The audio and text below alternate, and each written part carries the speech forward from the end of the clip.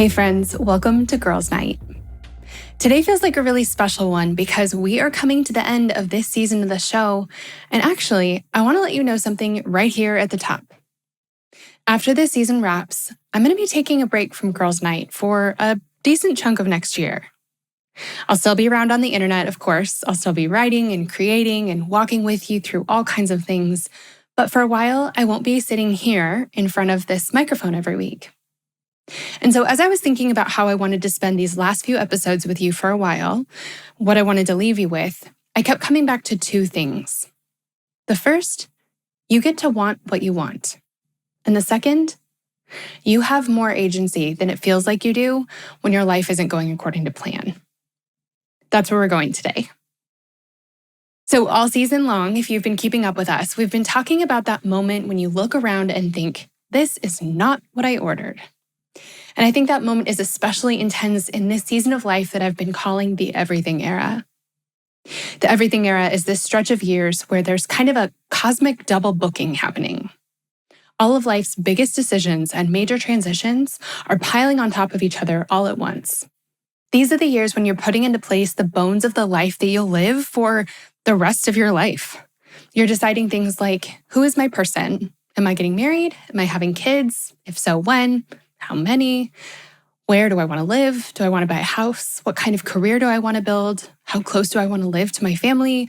What kind of community do I want to root myself in? And all of this is happening all at the same time. And to raise the stakes even more, I was talking to a friend the other day and we were laughing in like a slightly panicked way because we realized, oh, okay, so the decisions we're talking about right now, these are the core decisions that are going to define our kids' childhood. Like the life they grow up in, we're deciding that right now. Okay, cool, no big deal. So you're trying to make these huge decisions about your life and your family's life, and all the while there are 1,000 voices in your head and in your ears and in your phone telling you what you're supposed to want.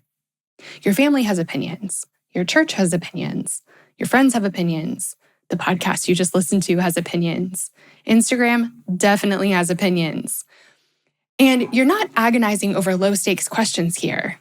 It's not just like, should I get bangs or not? Which we also know is also not a low-stakes decision. It's, do we move closer to family or stay where our life is finally working? Do we have another baby? Do we try? Do we stop trying? Do I leave this job that's draining me even though it looks great on paper or has great health insurance? Do I stay in this church, this city, this relationship? And to make it all even harder, some of the things you do want, you don't have yet. You've been trying, let's be clear about that.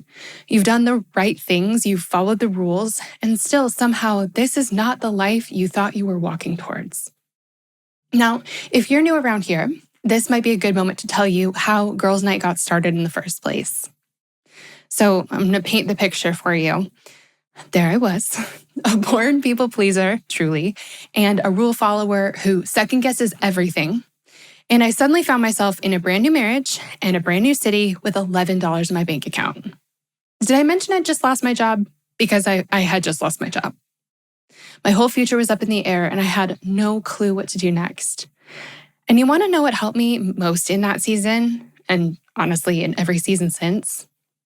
Girls' nights. My friends and I would pool our pizza money, maybe spring for a bottle of Prosecco if we were lucky, and then we'd sit together and workshop our lives. We would say the honest, messy things out loud, like, I thought I'd be further along by now, or I did everything right and it still fell apart, or everyone else seems to know what they're doing and I don't. Those nights made me feel less alone in my experiences, and having a safe place to process and dream gave me more than just a vision for the life I wanted. It gave me the courage and the confidence to actually make changes. Some of the most pivotal moments in my life have happened at those tables or on those couches, surrounded by women who've been where I was and had made it to where I want to be. And that's why I started this podcast.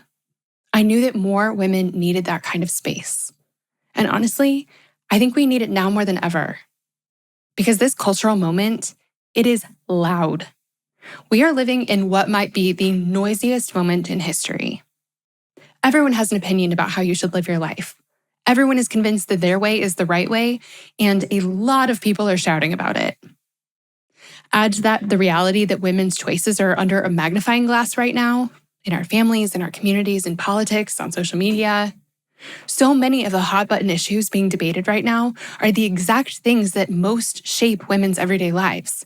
Things like our bodies, our families, our futures, our faith, our safety. And in the middle of all that noise, you're just trying to sort out, what do I think? What do I want? What's right for me and my family and the life I'm trying to walk toward? And that's exhausting. And that's also why Girls' Night exists. This show is my small way of fighting for two things that are absolutely essential and feel really threatened right now: women's voices and women's peace. I want this to be a place where the world gets a little quieter, where you can actually hear your own voice again, and where you get some tools and courage to act on what you hear. So with that in mind, as we get ready to close this season and take a little break, there are two big things I want to leave you with. The first is that you get to want what you want. Really let that sink in. You get to want what you want. You do not have to live a life that looks like anyone else's. Not your mom's, not your sister's, not your small groups, not the influencer you follow on Instagram. And even if someone very confidently and convincingly tells you that their way is better, they don't have all the information that you have. They're not inside your body or your nervous system. They don't know your finances, the ins and outs of your marriage. They don't know your kids that well. They might not know your trauma history. They're not in your brain, so they don't know the details of your mental health. They don't know your calling. They don't have to live with the consequences of your life choices. You do. So they can have opinions, they're allowed, but they're also not the ones who have to live inside your life every single day. There are so many ways to live a really beautiful life. That's actually something that my family's been experiencing firsthand a lot lately. Let me give you just a few examples. So for a season, we lived within walking distance of Carl's parents. It was the sweetest, most wonderful season. Watching our twin toddlers run the exact path from our front door to their grandparents' front door, that's magic. Daily life together was such a gift. And now we live a hop, skip, and an ocean away. Even so, we're still good parents. And we're still a good son and daughter-in-law. It's just a different kind of good. It's a different kind of hard too, but it's right for us in this season. Another example is that for the last 2 years we lived in Nashville, we lived in our dream house. It was big and beautiful and fancy and in a great neighborhood and in a great school district. It was walking distance to some great restaurants and shops. And from the outside, it looked like, oh, they've made it. This is the life. And in a lot of ways, it was wonderful. But also, on the inside, the reality of what it took to keep up with that much house, financially, mentally, emotionally, logistically, it was too much. It was more than we wanted and more than we actually needed. So now we live in an apartment that honestly might be able to fit inside the kitchen of that fancy house. That might be a slight exaggeration, but honestly not much. And this is exactly right for us in this season. We're still good parents. We're still a happy, close, connected family. And honestly, I'd say we were more connected now without the pressure of that house weighing on us. So to broaden that out, again, a beautiful life is not one size fits all. There are a million different ways to build a beautiful, meaningful life. You can live in a tiny apartment in the middle of the city, or a house in the suburbs, or in a farmhouse with goats, or with roommates and mismatched furniture, or in an RV traveling the country. You can work a corporate job, or build your own business, or stay home with your kids, or do some creative mix of all of the above. You can live 10 minutes from your parents, or in the same house as your parents, or on the other side of the world, or somewhere in between. None of these choices is morally better than others. The question is, what fits you and your family in this season with where you've been and where you want to go? And that answer is allowed to change. You're allowed to change. Now, I want to pause here and talk to my rule-following friends, particularly the ones that have spent a lot of time in church. Because if you grew up like I did or had your, young adult life like I did, the things that I'm saying might be setting off some internal alarms. You might be thinking, wait, aren't rules good? Or isn't following God more important than following my desires? And this just like go your own way, forget about everybody else, girl boss energy. That's not what we're supposed to be doing, right? Now, I get it. So let me be really clear. This isn't about throwing out right and wrong. This isn't about, well, God doesn't get a say. I'm just going to get to do whatever I want. What I'm talking about here is stewardship. So this is one way that I like to think about it. In being given a body and a life, it's like you've been given a home with a little yard. There's a property line around you and your life to sort of separate out, like, this is me, this is my body, and that's you, that's your body. We cannot control other people, and other people ultimately can't control us. At the end of the day, what you do with your body and your life is your responsibility. You're the one God entrusted it to. You are the owner-occupant, the caretaker, the one who's been asked to tend it. Now, you can ignore it if you want to. You can spend all your time tending everyone else's garden, saying yes to everything they want from you, doing what makes them comfortable, living by their scripts and timelines. And in some ways, that can look really admirable from the outside. Wow, look how selfless she is. Look how accommodating. But if you neglect the first thing you were charged with, your life, your soul, your actual real Tuesday afternoon existence, it doesn't magically stop mattering. The trash still needs to be taken out. The weeds still grow. If you never show up for your own life, someone else will either have to overfunction for you, take care of your yard for you, or they'll be affected by the fallout. The resentment, the burnout, the numbness, the quiet ways you disappear. And so when I say you get to want what you want, I'm not saying you're the center of the universe. I'm saying this is your house. This is your yard. You are the one God trusted to tend it. Now, your desires are not always going to be perfect. They need to be held up to wisdom and to community and to what you believe about God and what you believe He's saying to you. But they are data. They are worth listening to. Because if you don't let yourself want what you actually want, if you live your whole life contorting yourself into someone else's mold, you can spend decades or even a whole lifetime climbing a ladder only to realize it's been leaning against the wrong wall the whole time. So that's the first thing I wanted to say. You get to want what you want. You're allowed to build a life that actually fits you. And I'd say you should. So the second thing I want to talk to you about is what to do when you've been trying to do that. You've been trying to move forward towards the life you want, and it is just not working. You've made the plans, you've taken the steps, you've checked the boxes, you've gone to therapy, you've prayed the prayers, you've followed the rules, and still your life does not look the way you thought it would. Maybe it's your career, maybe it's relationships, maybe it's kids, maybe it's where you live. And if you're in that place right now, I wrote something for you in my book, Create a Life You Love, and I actually want to read a section of it to you here because it's exactly what I want to say to you today. So this is from my book, Create a Life You Love, and this section is called Change of Plans.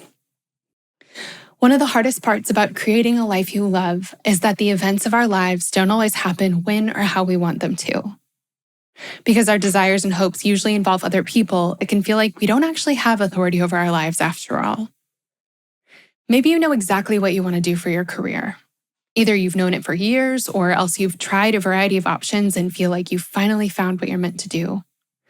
You've honed your skills, done as much networking as your introvert self can muster. You've applied and interviewed and put yourself out there, and it is just not happening. You're starting to wonder if maybe you picked the wrong path, or more painfully, if you're not good enough for the path that you picked. You thought you got to choose. You get to decide what you want to do with your life. But now it feels like someone else gets to decide for you. You can't force them to hire you. You can't make them make your dreams come true. It's the same with dating and relationships. You can't, unfortunately, just snap your fingers and have the perfect person show up on your doorstep. If you could, you would have done that a long time ago, right? It feels like you're at the mercy of an infuriating cocktail of God and timing and luck and your future person, wherever they are, and you just have to wait until it all miraculously comes together. Maybe you've had a few serious relationships with people who you thought could be the one. They were almost it, so close, but just not quite. And no matter how hard you squinted or tried or hoped you could make it work, you finally just had to admit to yourself and them that you knew this wasn't it. Or maybe you've put yourself out there. You've gone on a ton of first dates that never seem to turn into more. You know the right person must be out there somewhere, but the more wrong people you meet, the harder it is to hold on to hope. Or maybe, more than anything, you want to be a mom. Having kids is one of your most central dreams for your life. You have baby names picked out, the wallpaper for the nursery, and maybe a small collection of baby clothes in a box under your bed. You have other wants and desires for your life, certainly, but they're more like silhouettes. They're fuzzy and out of focus. The thing you know you want to be true about your life, the one detail of your future that you've imagined 1,000 times, is what it'll be like to be a mom, to have kids of your own. For you, your everything era isn't heavy with indecision. It's heavy with expectation, with the weight of hopes and dreams you cannot wait to see realized. But, especially in that category, I found out the hard way that just because you decide you're ready to have a baby doesn't mean you get to have a baby. It felt like a cruel joke, actually. For a long time, Carl and I weren't sure we wanted to have kids at all. And then for even longer, we just weren't ready. So we waited until we were totally sure and completely ready. But then when we did start trying, it just didn't happen. Now, realistically, I knew that it takes couples an average of 6 months to get pregnant. But my high school health class left me with the impression that getting pregnant was easy. Like if you kiss a boy in a hot tub, for example, you should probably take a pregnancy test, just in case. So I arrived in adulthood with the expectation that my reproductive system was rearing to go, just like barely being held back by birth control. And the second we pulled the goalie, that would be it. But of course, that's not how it happened. We first started trying in June, and as my cycle came to a close, I watched the days pass like a hawk. Every second seemed to stretch on for hours, and every hour seemed to stretch on for days. I consulted my newly downloaded pregnancy apps multiple times a day, reading and rereading about the earliest symptoms. I was pretty sure I had that symptom, and this one too. Was I oddly hungry? And do you smell that too, or is that just me being super sensitive to smells now that I may or may not be, but probably am pregnant? I daydreamed about what it would be like to take that positive pregnancy test and how we'd surprise our parents with the news. I had it all figured out. I could picture it perfectly. I was sure this was the moment. And then, just like that, it wasn't. I found out that first month that early pregnancy symptoms and PMS symptoms can be exactly the same. They are indistinguishable for most women. And so I was left playing the meanest guessing game ever for weeks each month. I wasn't pregnant that first month, and I wasn't pregnant the second. I wasn't pregnant the 6th or the 9th or the 12th. This type of disappointment can happen in so many different areas of our lives. We spend time and effort figuring out what we want and making just the right plan, but when we finally convince ourselves to take that first brave step forward, crickets. Nothing. The thing we so badly want doesn't happen. It turns out that it's totally outside of our control, or at least it feels that way. Now, this might seem like a dagger to the heart of everything we've been talking about so far. How are you supposed to create a life you love when you're doing all you can and it's not working? How are you supposed to create a life you love, to make decisions creatively, to exercise your authority over your life when it turns out you can't actually control all the factors? You can't make that person love you. You can't make that company hire you. You cannot make yourself get pregnant. You can't make that house be available. You can't make that person be friends with you. You might feel like you're back in a holding pattern, just praying for the life of your dreams to find you and feeling helpless to do anything else. I know how consuming and disheartening that helplessness can feel, but recently, I've been learning some helpful tools for moving forward in these situations. These lessons have come from an unexpected source, my daughter, Annie. Annie is 3, she was at the time, and she has strong opinions about everything. I want the green cup, not the pink cup. I want the banana in the peel. I sit on this side of the car. I want to put on my shoes. No, these shoes. She is kind and warm and smart and hilarious, but toddlers are wild. If you ask a toddler to hand you whatever item they just picked up, but they want to keep it, you know beyond the shadow of a doubt that a meltdown is coming. This is especially tricky because the things that they're interested in holding always seem to be things that toddlers should never have access to. They're often sharp or electronic in nature, and toddlers always want to put things in their mouth. So the other day it was a pencil, and Annie was running with it. I asked her to stop, then I told her to stop, then I more firmly told her to stop. No, she told me, so decisively and confidently, I couldn't help but be a little bit proud, but then I was back to being frustrated. As a parent, it is so irritating how often your kids will just not do what you've asked them to do. But I've been learning that boundaries aren't about what the other person does or doesn't do. Boundaries don't require the other person's compliance at all. Boundaries are about what you do. So here's an example. Annie, please stop running with the pencil. It's not safe. Hey, Annie, please stop running with the pencil. Annie, I asked you to stop running with the pencil. Did you hear me? Annie. Can you tell I've practiced this a lot? So this is the moment when many of us would get into a total power struggle. We're telling them to do something, they're saying no, and we feel helpless because we cannot, seriously, cannot get this strong-willed little person to comply. Sounds like so many parts of the rest of our lives, right? But when you set a boundary, you decide what you're going to do regardless of what they do. You tell them and then you do it. Annie, I cannot let you run with a pencil. It is not safe. If you can't listen, I'm going to take it away. I gave her one more chance, and then I went over and I took the pencil away. Now, Annie can respond however she wants to. She can move on and play with something else. She can have a full-on meltdown. That is up to her, and I'll be there to help her through it either way. But I've done what I can do. I set the boundary, and I stuck to it. I can't control what my kids do. I can't control what anyone else does either. I can only control what I do in response. I get to decide that if my child is doing something dangerous, I'm going to step in. And the same principles apply to other stubborn parts of our lives. We can't control every circumstance. We can't tell another person what to do, but we can decide what we're going to do. And we have a variety of options to choose from when an area of our life just is not going according to plan. One of your options is to quit. You can throw in the towel, stop trying altogether. You can decide that maybe you're just not meant to be married. Maybe there isn't a person out there for you.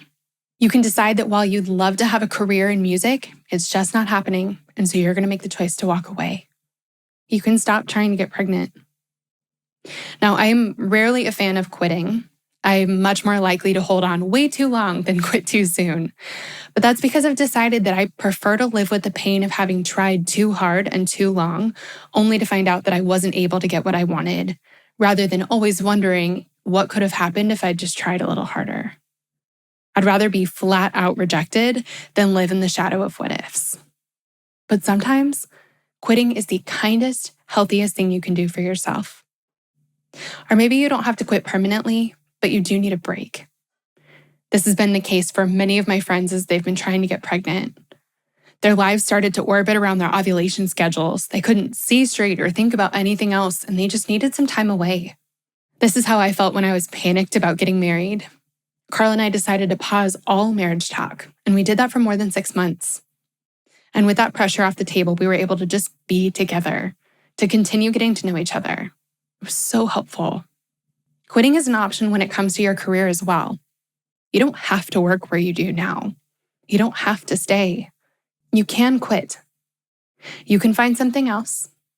If you're looking to grow in a career and your current company isn't interested in helping you do that, you can move on and find another company that is. Even if you don't have something else lined up, quitting is always, at least in theory, an option. Just knowing that quitting is an option can be empowering, because only when you realize that you can stop do you have the power to choose to keep going. So another option is to keep trying, to keep doing exactly what you're doing and just do it longer. Sometimes the reason something hasn't happened yet isn't because you're not good enough or because you're doing it wrong. It's because it just hasn't happened yet. An average, healthy 30-year-old couple has a 20% chance of getting pregnant each month they try. Each month, the odds of conception are 1 in 5. So if a couple doesn't get pregnant in a given month, it's not necessarily because they did something wrong or because there's something wrong with them. What they're trying to do doesn't work 100% of the time. They just need to try again. When I was in journalism school, the meteorologist from our local TV station came to one of our classes as a guest speaker. And she told us her career story, including how she sent out 199 applications before she got her first position. It took her 200 applications for someone to finally say yes. But this didn't mean she wasn't talented. It didn't mean she'd done something wrong or that something was wrong with her. Every station had different needs and different circumstances, and for some of them, she just wasn't the exact right fit. Maybe one station had just hired a person straight out of school. They needed someone with a little bit more experience. At another station, maybe most of their broadcast team was young women with brown hair, and they needed someone different. Or maybe her resume got lost, or the position was filled before they got to her resume in the stack. Maybe they were on a hiring freeze. Maybe the job went to a former intern that everybody loved. And sure, maybe a few people thought she wasn't good enough or good enough yet, but that didn't mean their opinion was right or that every station she applied to would feel that way. She knew that the rejections weren't personal, and so she kept trying. She kept knocking until a door finally opened, and once she got in, other doors opened more and more easily for the rest of her career. That first door might have been a doozy, but all it took was one. I love this story, and I think about it all the time. When we're rejected, or even when we're not immediately accepted, we often think that we must have done something wrong or that there must be something wrong with us. We assume that if we were the right girl for the job, if we were good enough, if this is going to happen for us, the door would have swung open for us right away. But most good things take time. Even if a situation ends up being exactly the right fit, it might still take time. Sometimes we have to just keep going. And again, that's something that you can decide to do. When faced with stubborn situations, you may not be able to control the outcome, but you can control how long you try. You can decide to keep going on dates until you meet someone great. You can decide to keep trying to get pregnant until it finally works. And you can decide to keep applying for jobs because you know that you just need one person to give you a shot. You can decide that you're going to be the person who sticks it out with strength and grit and determination, who keeps knocking on doors until one finally opens. You can keep trying. So another thing you can do is you can change tactics. If you've been trying one way for a while, it might be time to examine your efforts and see if there's anything you can do to make them more effective. Maybe you could rework your resume or try calling instead of emailing, or maybe you could switch to a different dating app or try going out with people who are not your usual type. Carla and I changed tactics several times as we were trying to get pregnant. We tried different nutritional supplements and dietary changes. I did acupuncture for a while, and we used different tests and trackers to make sure we had our timing right. And I can't tell you how many changes I've made along the way in my career. There's a quote that most people attribute to Einstein, and it says, "Insanity is doing the same thing over and over again and expecting different results." Okay, that's not actually the definition of insanity, and it's likely that Einstein never said that. But at some point, it does become silly to keep doing the same thing over and over again and expect different results. If you're not getting the result you want, it might be time to change tactics. There are going to be aspects of your life you can't control, but you can control what you're putting into the equation. Reevaluating and making some changes to what you're putting in might lead to a different result on the other side. Another option when you're feeling stuck is to choose to invest deeply in whatever your life holds in the present, regardless of what might happen in the future. When Carla and I were trying to get pregnant, it really did feel like our life was on hold. The trying and the waiting and the doctor's appointments and the timing of everything felt all-consuming. And it felt like our future was being held hostage as well. We couldn't make any other big decisions because we had already made this one and we were still waiting for it to happen. Every future-related conversation came with an asterisk. Plans may get canceled because of pregnancy and/or baby. Future plans felt so tentative, so we finally stopped making them. We all do that. We put plans on hold because we're waiting for something else to happen first. I know I'll meet my person in the next few years, so I'll put off taking that trip, buying that house, getting a dog until then. Or I know we'll be pregnant in the next few years, so I'll wait to go back to school or ask for that promotion or pursue that dream until we do. The problem is that the things we're waiting for don't always happen when we want them to. And so we miss out on wonderful experiences because we're constantly putting them off. The road of life is long. It could be a while before we arrive at our next destination. And most likely, as soon as we get there, we'll be setting our sights on a new one. Most of our time is spent on the road rather than feeling like we've arrived. And so if we're going to love our lives, we need to learn how to love where we are, to appreciate, savor, and make the most of our lives right in the middle of the journey. Part of creating a life you love is learning to love and truly live your life when you haven't quite gotten to where you want to go yet. When Carl and I bought our first house in Nashville, one of the first questions anyone asked us was whether or not it was in a good school district. And honestly, we hadn't even thought to check. Once we did check, we discovered that our assigned local school maybe wouldn't have been our first choice. But we bought the house anyway because we had a hunch that we weren't going to live there long enough for it to matter. And we were right. We bought that house 8 years ago, and we are still 3 years away from our kids going to kindergarten. We made a decision that was right for the season of our lives we were in at the time, not for a season that may or may not have come some point down the road. This might be one of the hardest parts about creating a life we love. This dance between being in the present and focusing on the future. As we've talked about, sometimes we need to sacrifice a bit of the present for the sake of the future. For example, right now, as I was writing this, it's 5 a.m. on Sunday morning and I am awake working on this book. I never wake up this early, but in this case, waking up early today is an investment in the future. Sometimes we might choose to spend less today so we can save for tomorrow. We work hard today so we can rest tomorrow. We take a hit in the short term for the sake of a win in the long term. But other times, if we only focus on the long term, we miss out on the short term. That would have been the case for our first house. We didn't need a bigger house in a great neighborhood with good schools. A little house in an up-and-coming area of the city was perfect for the phase of life we were in. It was also a great investment. Because we bought that first house, we were able to buy bigger versions later. An investment in the present ended up serving our future well too. One of the most important things we can do during a stubborn season is to invest in our present moment. Another thing that I've realized is that we don't have guarantees. We don't know that we'll end up getting married or having kids or arriving at whatever destination we have circled on the map. It's so disappointing to think about missing out on the dreams and goals we have for our lives, but it's a double tragedy to miss out on every other part of our lives too. In the midst of trying to get pregnant, Carl and I got the chance to spend 2 weeks in Italy. We needed some time away, a change of scenery, and a chance to connect, ideally over lots and lots of pasta. And so that's what we did. For 2 weeks, we rented a car and drove around Tuscany to all the little towns I'd been dreaming about but never had a chance to see. And then, a few days into our trip, I realized my period was late. It had never been late before. It was infuriatingly, heartbreakingly punctual. But this time it wasn't. One day passed, another day passed, and then another. I tried not to get excited. I had been disappointed so many months in a row. I didn't want to get my hopes up, but I almost couldn't help it. This would have been the perfect ending to the story. We tried and tried and cried and cried, and then finally, miraculously, while we were in Italy, we'd get our first positive pregnancy test. I could picture it perfectly. But then as soon as my mind got to the part I'd spent the most time imagining, the part where we get to surprise our family with the news, my period started.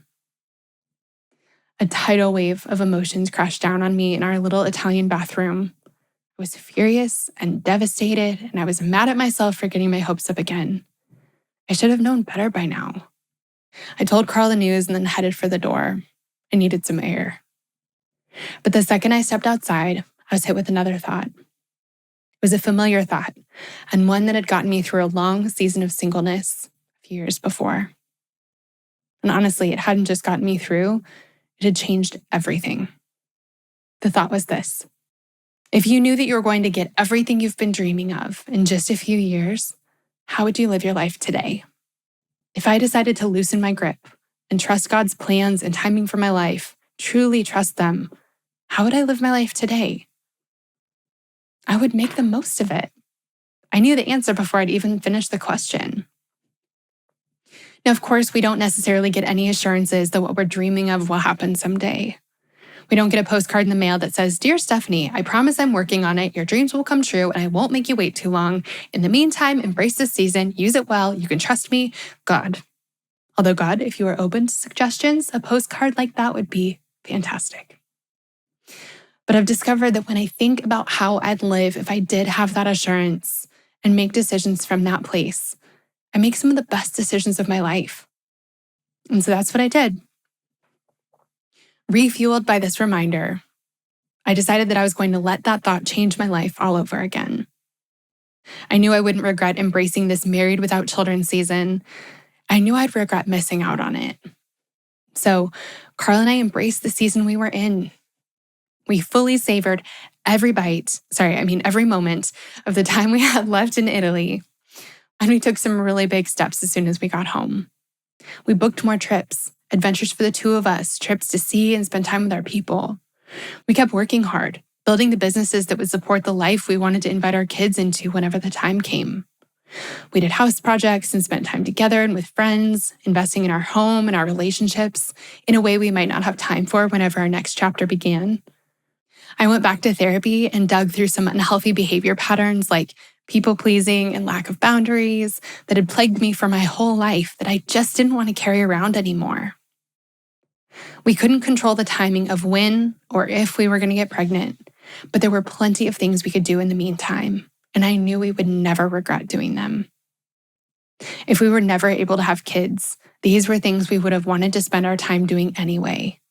I would have hated to look back and realize we'd missed out not just on having kids, but on how we could have spent the years of waiting. And if we did end up being able to have kids, we were helping build the world we wanted to bring them into, and I was becoming the kind of person I wanted to be when they arrived. But just because we decided to make the most of the present didn't mean we gave up on the future. We definitely didn't do that. Instead, we realized that we had done all we knew how to do on our own, and it was time to ask for some help. When we got home from Italy, I still had my newfound resolve to make the most of our current season, but I also called and made an appointment with a fertility specialist. When we're doing everything we can and it's still not working, that might be a great indication that it's time to ask for some help. So many of us think we should be able to figure life out on our own, right? But that's just not the truth. Over the last 10 years or so, I've learned that strength isn't proving I can do it on my own. It's knowing that I don't have to, and then surrounding myself with the best people, resources, and tools possible, especially in the areas of my life I care about the most. If an area of your life isn't going the way you want it to, this might be the perfect time to ask for some help. That might look like reading a book, taking a class, or attending a workshop. It might look like enlisting the help of a coach, a mentor, or a therapist. So asking for help is another great step you can decide to take, and it's a choice that only you can make. Do you still have more tricks up your sleeve? Ideas you want to try before you call in reinforcements? Or are you exhausted, like I was, ready for someone else to take the lead for a while? One of the most helpful sources of outside help I've found along the way is therapy. Often the things holding us back from creating a life we love are internal rather than external. We've tried everything we can to get past that mental block, to wriggle out of those suffocating thought patterns, to forgive and move on after being hurt, and we just haven't been able to.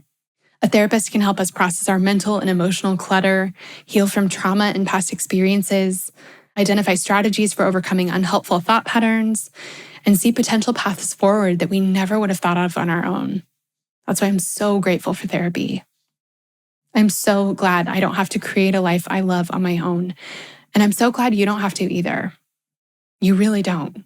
You can ask for help, and I hope you do. Okay, so let's take a deep breath together. If you're able, I'd love for you to actually pause for a second. If you're driving, obviously keep driving, and if you're folding laundry, you can keep folding, or you can take a break. But if you can, unclench your jaw, roll your shoulders back a little bit, maybe put a hand on your heart. I want to ask you a few questions, and you can answer them just in your head, or you can pause and jot them down in a journal, whatever works best for you. Where in your life right now do you feel like this is not what I ordered? Just name it. One area, maybe two. What emotions come up when you think about that part of your life? Disappointment, anger, loneliness, confusion, numbness, resentment, fear.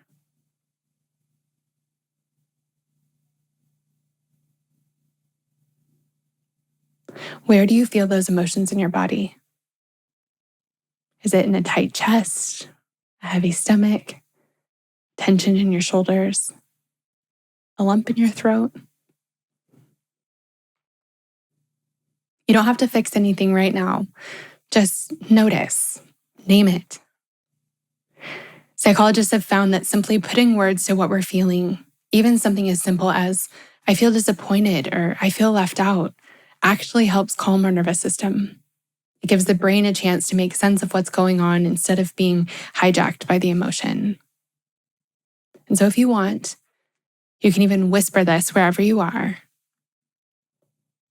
Right now, I feel blank about blank.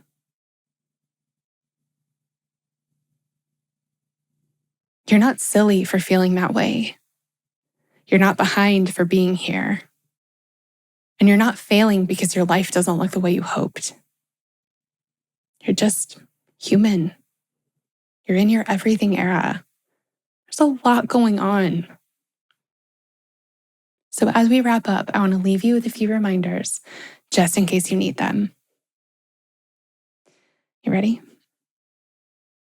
There is not just one right way to build a life. A beautiful life has never been one size fits all. Your voice matters. What you think and feel and need matters. You are wiser than you've been led to believe. You are not behind, and it's not too late.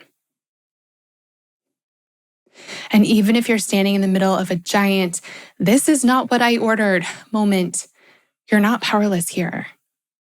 You can listen for what you actually want. Remember that you've been entrusted with the stewardship of your own life. You can choose how to respond when things don't go according to plan. You can quit when it's time, keep going when it's right, change tactics when it's needed, invest deeply in the present, and ask for help when you're exhausted. There is a version of your life that looks more like you and feels more like you. Not just how it looks on Instagram, but how it feels on the inside of your actual body in your actual home on a random Tuesday. This is what we've been walking together towards this season of Girls' Night. And even as I take a break from the show for a while, that is still the journey that I want to keep walking with you through in all the things that I create. Through my books, through my resources in my shop, through the reflection and intention guides we'll actually talk about in the next episode. But before we go, I have two tiny favors to ask of you. First, if you have a friend who's in this place, looking around at her life and thinking, this is not what I ordered, would you share this episode with her? Take a screenshot, send her the link, drop it into your group text. She is so welcome at our Girls' Night. Second, talk back to me, please. One of the only things I don't love about podcasting is how much space there can feel like there is between me and this microphone and you and your earbuds. So I would love to hear from you. I'd love to know how this episode landed with you, where in your life you've been feeling this not what I ordered thing, what you're learning, what you need, and how I can keep walking with you even while the show's on pause. Send me a DM, send me an email. I really do read them and I really do write you back. Truly, it means so much to me when this stops being a monologue and turns into a conversation. So friend, thank you so much for joining me for Girls' Night. Next time, we're going to talk about a new way to do New Year's resolutions, how to remember, release, and reset for the new year in a way that is gentle, kind, and actually sustainable. I'm going to share with you a really special resource I've been working on to help you do that. I can't wait. I'll see you then.